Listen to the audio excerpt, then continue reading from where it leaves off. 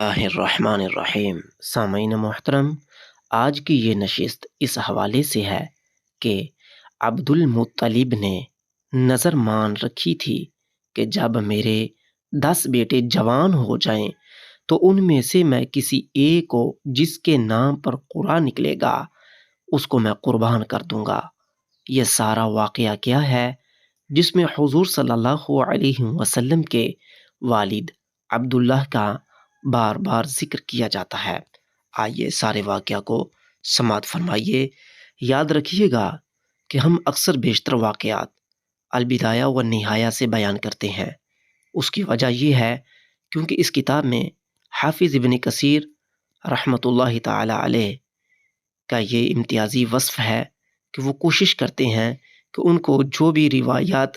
زیادہ تر صحت کے قریب ہوتی ہیں یا کم از کم موضوع و منغرت بالکل نہ ہوں،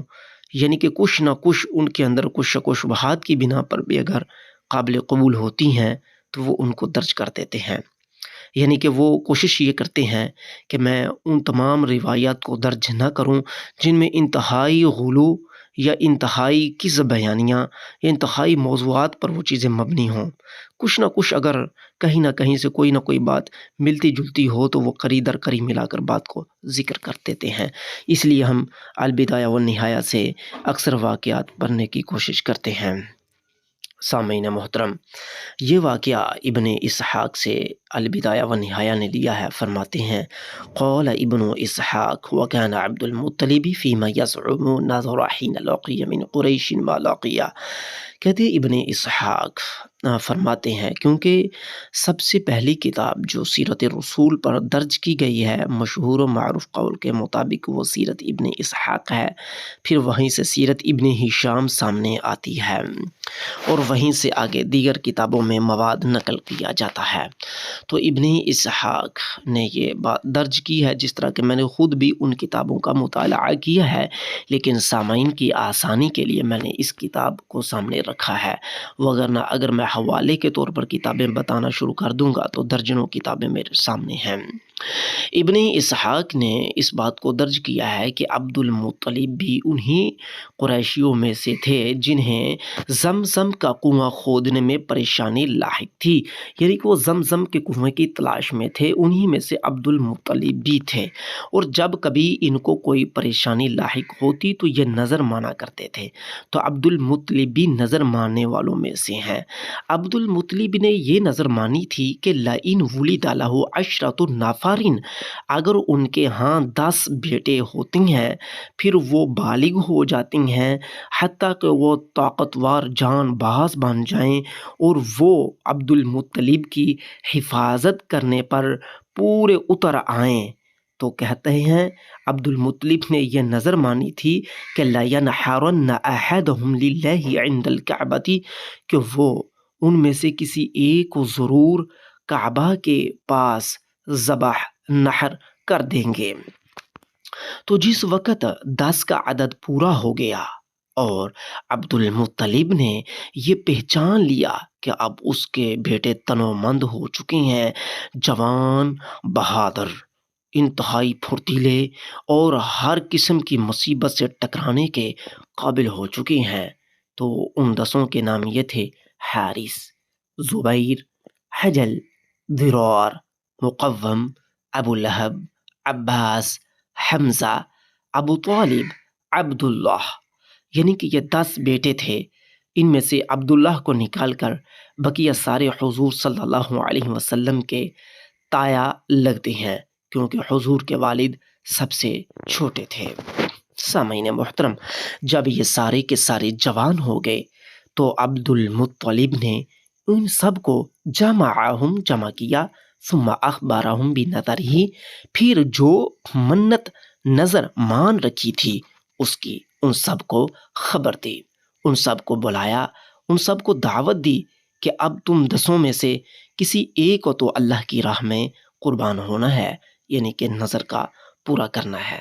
تو بس ان سب نے کہا ہم نے اپنے والد کی اطاعت کی۔ فَأَطَاعُوهُ وَقَالُوا كَيْفَ نَصْنَعُ، انہوں نے سب نے اطاعت کی عبد المطلب کی، اور کہا کہ اب کیسے قربانی دینی ہوگی؟ تو کہا، عبد المطلب نے کہا کہ تم سب میں سے کسی ایک کے نام پر قدح نکالا جائے گا۔ قدح کیا ہوتا ہے سامعین محترم؟ قدح اس وقت جاہلیت کے دور میں بتوں کے پاس رکھے ہوئے وہ تیر جن کے پیچھے نہ پر ہوتے تھے، نہ ان کے آگے سنبا پھل یعنی نوک نہیں ہوتی تھی، وہ صرف پشت سے بھی کٹے اور سر سے بھی کٹے ہوئے تیر ہوتے تھے جنہیں قدح کہا جاتا تھا۔ ان سے قسمت آزمائی کی جاتی تھی۔ ان پر عبد المطلب نے اپنے 10 بیٹوں کو کہا کہ ان پر تمہارا نام درج ہوگا، یعنی کہ ان کے اوپر نام لکھے جائیں گے 10 کے، پھر تم 10 کے نام کے لیے قرعہ ڈالا جائے گا، تو جس کے نام پر قرعہ نکلے گا تو اس کے نام کا چڑھاوا چڑھا دیا جائے گا۔ تو پھر ان 10 کو بلایا جائے گا، تو پھر ان 10 کے نام پر قرعہ لیا جائے گا۔ تو انہوں نے ایسا ہی کیا۔ تو انہوں نے عبد المطلب نے اپنے 10 بیٹوں کو بلا لیا اور ان سب کو کعبہ کے صحن میں رکھے ہوئے ایک بہت بڑے بت جس کا نام ہبل ہے، اس کے پاس سب کو لے آئے۔ عبد المطلب اپنے 10 بیٹوں کو کعبہ کے صحن میں رکھے ہوئے بہت بڑے بت ہبل کے پاس لے آئے، اور وہاں پر ایک کنواں تھا جہاں پر چڑھاوے چڑھائے جاتے تھے، اور کعبہ کے لیے جو بھی نظریں، منتیں، مرادیں جو بھی کوئی مانتا تھا تو وہ وہاں پر ہی پوری کی جاتی تھیں۔ اور یاد رکھیے گا، وَكَانَ عِنْدَ هُبَلْ قِدَاحُ سَبْعَ، کہ کہتے ہیں کہ ہبل کے پاس 7 قسم کے جو قسمت آزمانے کے تیر تھے وہ 7 قسم کے تھے، یعنی 7 قسم کے قرعہ ہبل بت کے پاس پڑے ہوئے تھے۔ ان 7 میں سے ایک قسم ازلام ہے۔ ازلام وہ تیر ہیں، ازلام وہ قرعہ ہے جس کے ذریعے سے وہ لوگ جو قریشی قبائل کے یا ارد گرد کے لوگ تھے، جو اس زمانے کے جاہلیت کے لوگ تھے، وہ ان ازلام سے فیصلہ کیا کرتے تھے۔ فیصلہ وہ اس بات کا کرتے تھے جب ان کے اوپر کوئی امر مشکل ہو جاتا کہ جس کا فیصلہ وہ خود نہ کر پاتے، تو پھر وہ ازلام کے ذریعے سے فیصلہ کرواتے تھے۔ اسی طرح اگر دیت کا مسئلہ ہو جاتا تو وہ بھی ازلام، یعنی کہ یہ بھی تیر ہی تھے لیکن یہ ایک خاص قسم کے تیر تھے جن کے ذریعے سے قسمت آزمائی جاتی تھی۔ کچھ تیر یعنی کہ یہ جتنے بھی قدح وہاں پر قرعہ تیر رکھے ہوئے تھے وہ مختلف معاملات کے لیے رکھے تھے، مختلف کاموں کے لیے تھے، لیکن یہ ازلام جو تھے یہ بالخصوص قسمت آزمائی کے تیر تھے۔ تو ان میں سے کسی اگر قریشیوں میں سے کسی پر کوئی بات مخفی ہو جاتی، مشکل ہو جاتی، تو وہ اسی طرح ازلام کے ذریعے سے اس کو پورا کیا جاتا۔ جس طرح کہ دیت دینی ہوتی، دیت مخفی ہو جاتی، کیونکہ جاہلیت میں بعض اوقات دیت کا اتار چڑھاؤ رہتا تھا۔ اگر کوئی بڑا مر گیا، کوئی سردار مارا گیا تو اس کی دیت کیا ہوگی، کوئی غلام مارا گیا، کوئی چھوٹا، تو اس طرح وہ بعض اوقات دیت میں بھی اختلاف کر جاتے تھے، یا نسب میں اختلاف ہوتا تو تب بھی یہ ازلام ہی ڈالے جاتے تھے، یا اس کے علاوہ کسی اور مشکل امر میں کوئی معاملہ وقوع پذیر ہوتا تو یہ ازلام ڈالے جاتے تھے۔ وہ آئے تو یعنی عبد المطلب اپنے بیٹوں کو لے آئے اور قسمت آزمانے کے لیے یہاں پر ان ازلام کو اپنی قسمت آزمانے کے لیے انہوں نے قرعے کے طور پر استعمال کیا۔ جب ان قرعوں کو ڈال دیا جاتا تھا تو ان کے اوپر یا تو امر ہوتا تھا یا نہیں۔ اگر امر ہوتا تو وہ لوگ کام کر گزرتے، اگر نہیں ہوتی تو کام سے لوگ رک جاتے تھے۔ اور مقصود یہاں پر یہ ہے کہ عبد المطلب جس وقت اپنے بیٹوں کو لے کر قسمت آزمانے کے لیے ہبل کے پاس آ گیا تو اس نے اپنے بیٹوں کی قسمت آزمانے کے لیے کہ اس کے اندر اب کس کا نام آتا ہے جس کو ہم ذبح کریں گے، تو ہبل کے پاس رکھے ہوئے تیروں کو ڈالا۔ تو جب عبد المطلب نے اپنا ہاتھ ان تیروں میں ڈالا اور ایک تیر اٹھا لیا، ایک قدح اٹھائی، تو اس کے اوپر ان کے بیٹے عبداللہ کا نام تھا۔ وَكَانَ أَصْغَرَ وَلَدِهِ وَأَحَبَّهُمْ إِلَيْهِ، تو وہ عبداللہ عبد المطلب کو بہت زیادہ محبوب تھا، چھوٹا بیٹا تھا، لاڈلا تھا اور بہت ہی پیارا تھا۔ تو عبد المطلب نے اس کے باوجود اپنے بیٹے عبداللہ کا ہاتھ پکڑ لیا، وَأَخَذَ الشَّفْرَةَ، اور اس کے ایک چھری لی، تیز دھار چھری، بلیڈ لیا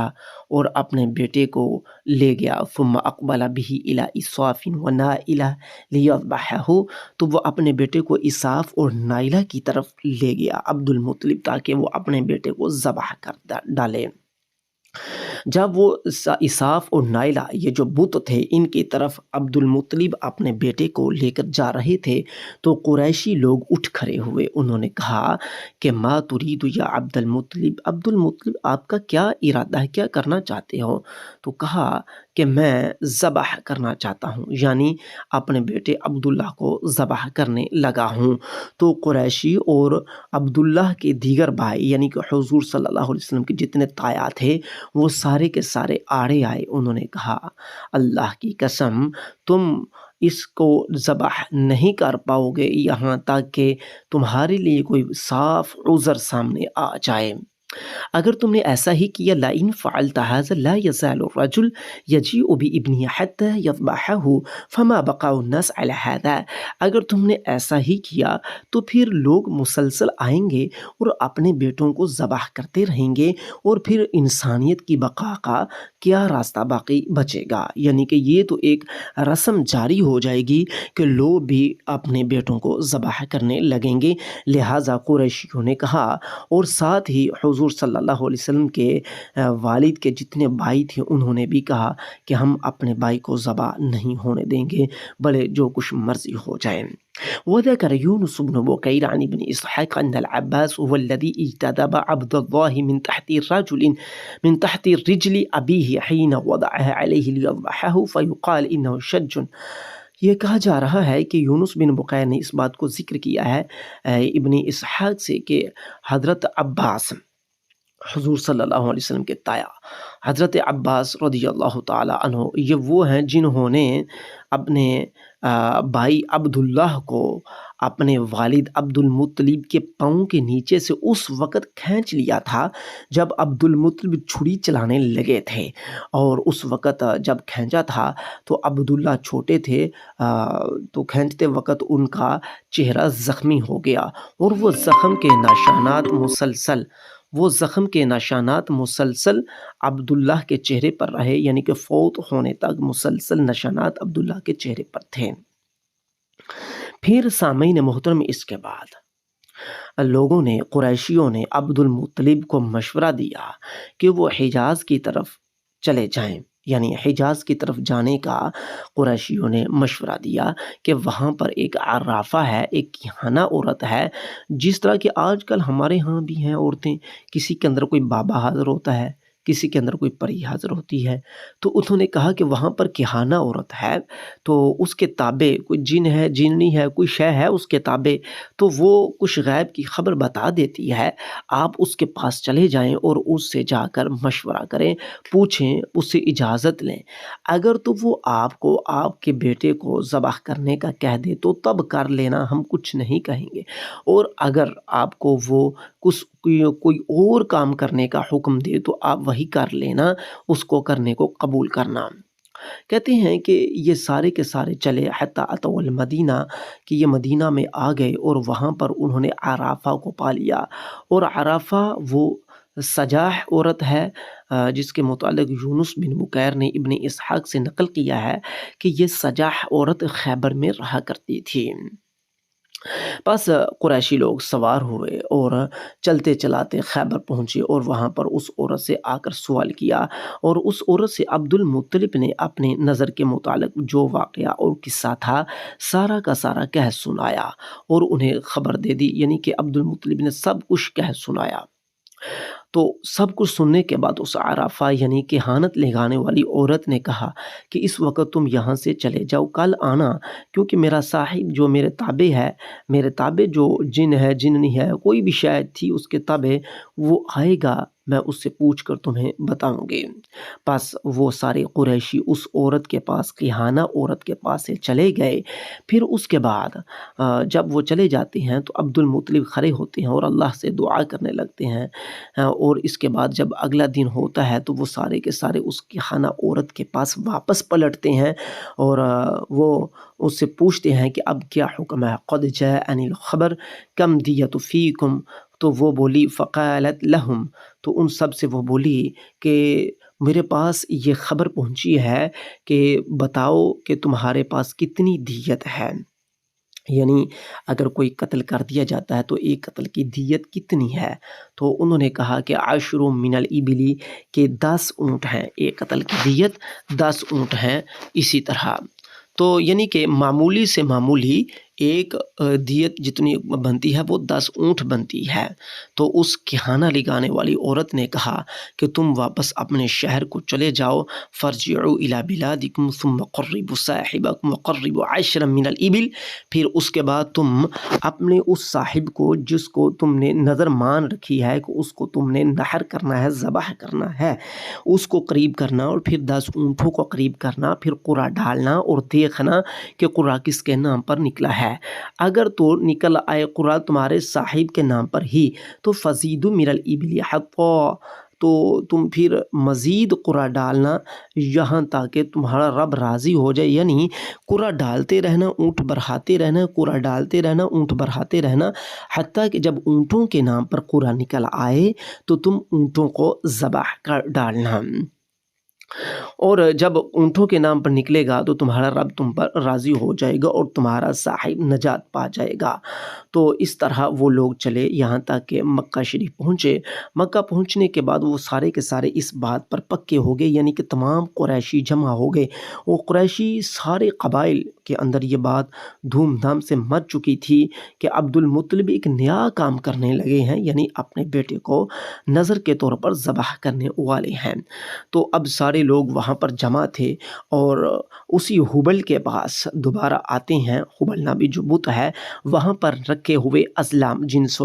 قسمت کو پہچانا جاتا ہے، ان تیروں پر عبداللہ کا نام لکھا جاتا ہے اور باقی تیروں پر اونٹوں کے نام۔ تو اس طرح قرعہ ڈالا جاتا ہے۔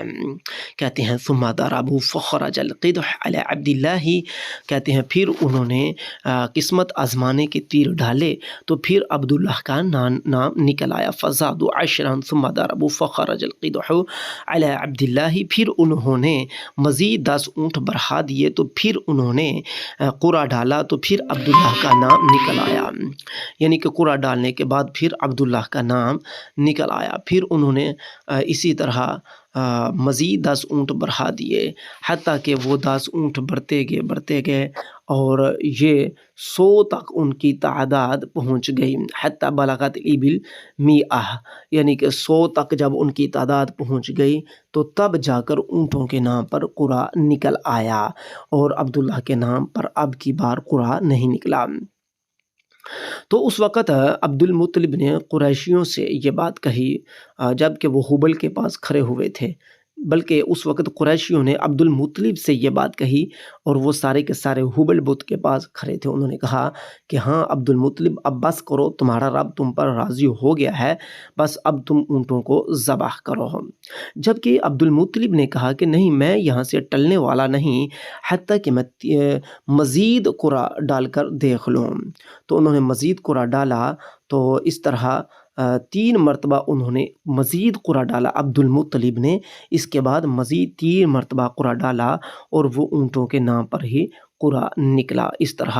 انہوں نے پھر اونٹوں کو ذبح کیا اور پھر انسانوں کو، اور جو بھی انسانوں کے نحر ہونے میں رکاوٹ پیدا ہو رہی تھی وہ سب ختم کر دی گئی، اور ان 100 اونٹوں کو ذبح کرنے میں کوئی شخص بھی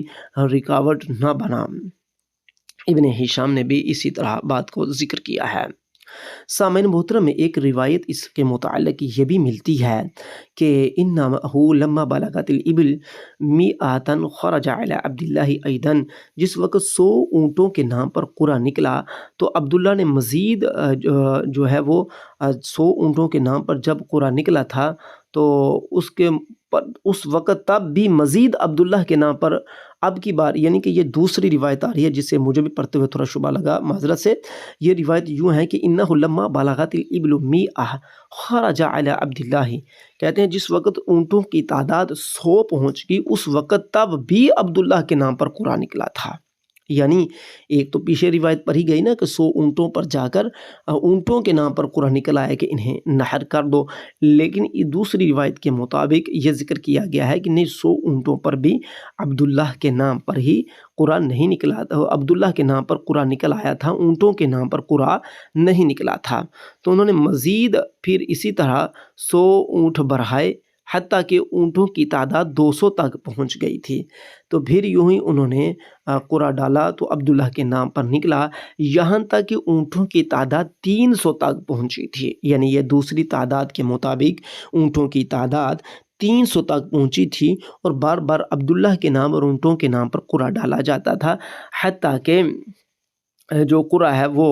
بالآخر اونٹوں کے نام پر نکلا تو عبد المطلب نے ان اونٹوں کو نحر کر دیا۔ اور حافظ ابن کثیر فرماتے ہیں وہ صحیح الاول واللہ اعلم،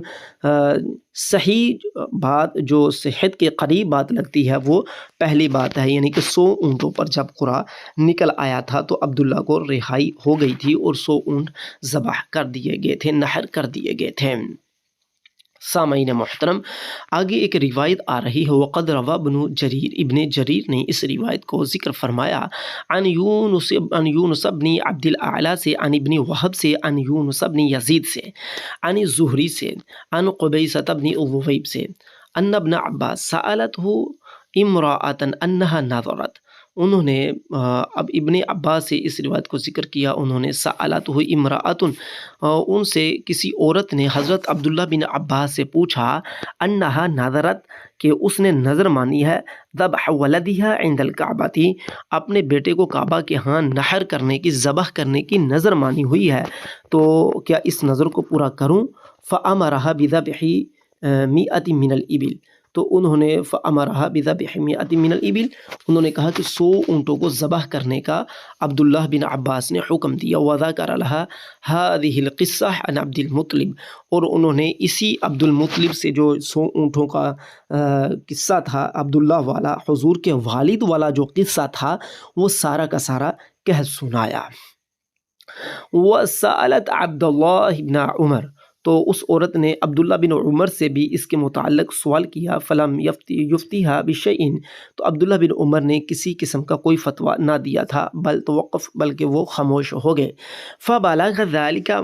جب یہ بات پہنچی مروان بن الحکم کو، یعنی کہ جب یہ بات مروان بن حکم کو پہنچی، وہو امیر المدینہ تھی، تو وہ امیر مدینہ تھے، اس وقت وہ امیر مدینہ تھے۔ فقال، تو مروان نے فرمایا، انہم لم یصیب الفتیہ، ان دونوں نوجوانوں نے فتویٰ صحیح نہیں دیا ہے۔ ثم امر المرأة، پھر اس کے بعد حضرت مروان بن حکم رضی اللہ تعالی عنہ نے عورت کو حکم دیا، ان تعمل ما استطعت من خیر، کہ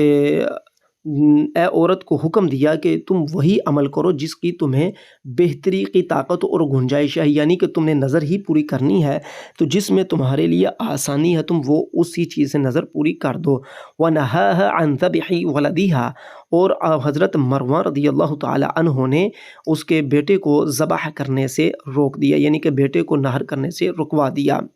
وَلَمْ يَأْمُرْهَا بِذَبْحِ الْإِبِلِ، اور حکم نہ دیا اونٹوں کو بھی ذبح کرنے کا۔ اس کے آگے لکھا وَأَخَذَ النَّاسُ بِقَوْلِ مَرْوَانَ فِي ذَلِكَ، اسی دور سے مروان کے قول ہی کو ہی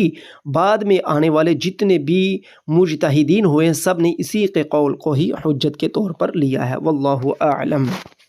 سامعین محترم، سارا واقعہ ہم نے آپ کے سامنے ہوش گزار کر دیا۔ اب اس واقعہ سے کچھ موٹی موٹی ہمارے سامنے باتیں آتی ہیں، وہ یہ کہ عبد المطلب ہوں یا ان کے بیٹے ہوں، حضور کے والد ہوں یا کوئی بھی ہو، وہ سارے کے سارے بتوں کو برا نہیں سمجھتے تھے۔ اگر بتوں کو برا سمجھتے ہوتے تو یقیناً وہ حبل کے پاس ان کا آنا اور پانسیاں ڈھالنا، یہ سارا کچھ یہ ظاہر کرتا ہے کہ اگر ان کی بتوں کے ساتھ نفرت تھی تو وہ یقیناً بتوں کے پاس نہ آتے۔ کیونکہ 10 بیٹے جو ہیں وہ عبد المطلب اپنی حفاظت کے لیے نظر مان رہے ہیں کہ میری حفاظت کریں یا مکے والے لوگوں کی حفاظت کریں۔ اگر وہ لوگ توحید پرست ہوتے، جس طرح کہا جاتا ہے جی وہ توحید پرست ہیں۔ سامعین محترم، یہاں پر یاد رکھیے کہ میں حکم کلی نہیں لگا رہا، ایک واقعہ سے جو باتیں ذکر ہو رہی ہیں ان کو آپ کے سامنے بطور نقد کے پیش کرنے کی کوشش کر رہا ہوں کہ اگر عبد المطلب یا ان کے بیٹے یا یہ سب لوگ موحد ہوتے جس طرح کہ کہا جاتا ہے، تو پھر وہ ان کا حبل کے پاس آنا اور وہاں پر آ کر تیر ڈالنا اور پھر اس قیحانہ عورت کے پاس جانا، یہ سارا کچھ کیا ہے؟ یا تو ہم یہ کہیں کہ حضور صلی اللہ علیہ وسلم کے یہ جتنے بھی آباء و اجداد تھے، یہ والے جو یہاں پر موجود ہیں، جس طرح کہ یہ وہ تو جس طرح ابو لہب اور اس کے علاوہ دیگر جن کے اوپر حجت پوری ہوئی، جن کے متعلق نص قطعی ثابت ہو گئی، جس طرح کہ ابو طالب ہے وہ اسلام نہ لائے، لیکن یہ ہے کہ یہاں پر حضور کے دادا بھی آ جاتے ہیں، والد بھی آ جاتے ہیں، تو یہ واقعہ ظاہر یہ کرتا ہے کہ اگر وہ لوگ موحد تھے تو پھر وہ کیحانہ کے پاس جانا اور پھر حبل کے پاس یہ بار بار قرعہ ڈالنا، اس کا کیا مطلب رہتا ہے؟ پھر ہمیں یہ کہنا پڑے گا کہ یا تو اگر وہ لوگ سارے کے سارے موحد تھے، ٹھیک ہے، تو پھر بعد میں ابو طالب تھے یا ابو لہب تھا، اس نے اتنی جراح اور قتال کیوں کیا کہ یہ ہمارے بتوں کو برا بلا کہتا ہے؟ کیا ابو لہب عمر کے اعتبار سے حضور صلی اللہ علیہ وسلم کے والد سے بھی برا تھا؟ تو ابو لہب جو ظاہر ہے کہ اس نے اپنے دادا کو دیکھا، سارا کچھ اپنے باپ کو دیکھا تھا، دادا کو دیکھا تھا، تو اگر یہ لوگ سارے موحد تھے تو ابو لہب کو کیا ضرورت پیش آئی تھی کہ وہ حضور صلی اللہ علیہ وسلم کے خلاف لڑتا؟ ظاہر ہے کہ آپ کے چاچا ہی لڑے، اور اگر وہ موحد ہی تھے تو حضور صلی اللہ علیہ وسلم کو جب نبوت کا اعلان فرمایا تھا تو آپ کے لیے تو پھر یہ بہت ہی آسان کام ہو گیا تھا کہ آپ لوگ دھرا دھر آپ کو مان لیتے کہ ٹھیک ہے ہم بتوں کو چھوڑ دیتے ہیں، جبکہ وہ لوگ یہ تو ماننے کو تیار تھے کہ ہم اے محمد جو تم کہتے ہو تم کو مان لیتے ہیں، لیکن تم یہ کہنا کہ ہم بتوں کو چھوڑ دیں یہ ہم نہیں مان سکتے۔ تو ثابت ہوتا ہے یہاں سے کہ وہ سارے کے سارے لوگ موحد نہیں تھے، صرف یہ بعد میں آنے والے مزید جو تحقیق کرنے والے لوگ ہیں ان کی اپنی ایک نقطہ نظر ہے جو انہوں نے لوگوں کے سامنے رکھا کہ وہ لوگ سارے کے سارے کیا تھے؟ وہ موحد تھے۔ اگر موحد ہوتے تو روزے روشن کی طرح یہ بات عیاں ہے کہ حضور صلی اللہ علیہ وسلم کے معاملات میں رکاوٹ بننے والا سب سے پہلا خاندان آپ کا ہی خاندان تھا۔ اور رہی بات کہ جو لوگ ہمیں کہتے ہیں کہ حضرت حمزہ اور حضرت اپنا اس کے علاوہ دیگر جو چاچا تھے انہوں نے حضور صلی اللہ علیہ وسلم کی خدمت کی، تو دیکھیے کہ جن کو اللہ تعالیٰ نے اسلام کی پہچان دے دی، توحید کی پہچان دے دی، ان کے دل میں شمع روشن کر دی، تو وہ یقیناً حضور کے محافظ بن گئے۔ اور ابو طالب کا مسئلہ مشتبہ مسئلہ ہے جس کے بارے میں یہاں پر ہمارے جتنے بھی اہل سنت و جماعت کے سلفاً خلفاً گزرے ہیں ان کا یہی کہنا ہے کہ ان کا اسلام قبول ثابت نہیں ہے۔ اور ابو لہب اور اس کے علاوہ حضرت عباس، ابو لہب جو اس پر تو نص قطعی سے ثابت ہے نا قرآن میں کہ وہ کافر ہے، اور حضرت عباس اور حضرت حمزہ یہ حضور صلی اللہ علیہ وسلم کے چاچا اسلام لے آئے تھے اور بہت مضبوط مجاہد اور بہادر تھے، ان کو اللہ تعالیٰ نے اسلام کی دولت عطا فرما دی تھی۔ سامعین محترم، نیچے یہاں پر دیکھیے کہ مروان کا بھی ذکر ہوا ہے، مروان بن الحکم، جس کے متعلق بہت کچھ مشہور ہے اور ان کو ایک طبقہ گالیاں دیتا ہے۔ یاد رکھیے گا کہ یہ بہت بڑے مجتہد تھے۔ دیکھیے کہ یہاں پر اتنے بڑے مجتہد کے بعد میں آج تک جتنے بھی مجتہد پیدا ہوئے ہیں انہوں نے حضرت مروان میں مدینہ میں جو فیصلہ کیا تھا وہی آج تک فیصلہ چلتا آ رہا ہے، یعنی کہ انہوں نے وہ فیصلہ جو کہ حضرت عبداللہ بن عباس یا حضرت عبداللہ بن عمر کی طرف سے توقف کا اور عبداللہ بن عباس کی طرف سے 100 اونٹوں کا تھا، اس کو رد کرتے ہوئے یہ تخفیف پیدا کی کہ ایسی جو منتیں ہوتی ہیں یہ کوئی اس قدر شرعی منتیں نہیں ہوتی کہ ان کا پورا کرنا ضروری اور لازم ہو، بلکہ یہ ہے کہ اگر کوئی کرنا چاہتا ہے تو جتنی اس کے لیے آسانی ہے وہ کر سکتا ہے۔ یہاں سے یہ بھی بات ثابت ہوئی کہ اگر ہم کوئی بھی منت ایسی مانتے ہیں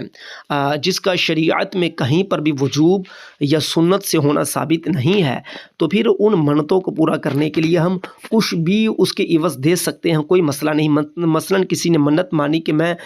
کسی دربار پر ایک دیگ چڑھاؤں گا، کسی بزرگ کے نام پر ایک دیگ دوں گا، تو پھر اگر اس نے وہ دیگ نہ دی بلکہ ایک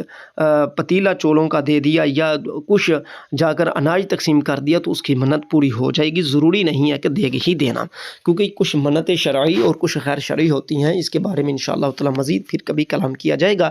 آج کی ہماری یہ ساری گفتگو کا پس منظر یہ ہے کہ حضور صلی اللہ علیہ وسلم کے والد عبداللہ، ان کے متعلق یہ واقعہ مشہور ہے، ٹھیک ہے، کہ ان کو 100 اونٹوں کے عوض ان کو بچایا گیا تھا، اور وہ واقعہ ہم نے آپ کے سامنے رکھ دی ہے۔ تاریخی نوعیت کا یہ واقعہ ہے۔ امید ہے کہ ان علماء کے ہاں جو کہ حضور صلی اللہ علیہ وسلم کے والدین کو موحد تسلیم کرتے ہیں، ان کے پاس کیا دلیل ہوگی، جو بھی ان کے پاس دلیل ہوگی اللہ ہی بہتر جانتا ہے، لیکن جو زیادہ تر دلائل ملتے ہیں وہ اسی طرح ملتے ہیں کہ وہ لوگ بتوں کو برا بھلا نہیں کہتے تھے، بلکہ ان کے ہاں جا کر ہی اپنی تمام قسمت آزمائی کیا کرتے تھے۔ اللہ اور اس کا رسول ہی بہتر جانتا ہے، ہم اس کے متعلق خاموشی اختیار کرتے ہیں، لیکن واقعات اور حقائق تو ہمیں اسی طرف لے جاتے ہیں۔ واللہ تعالی عالم ورسولہ اعلم۔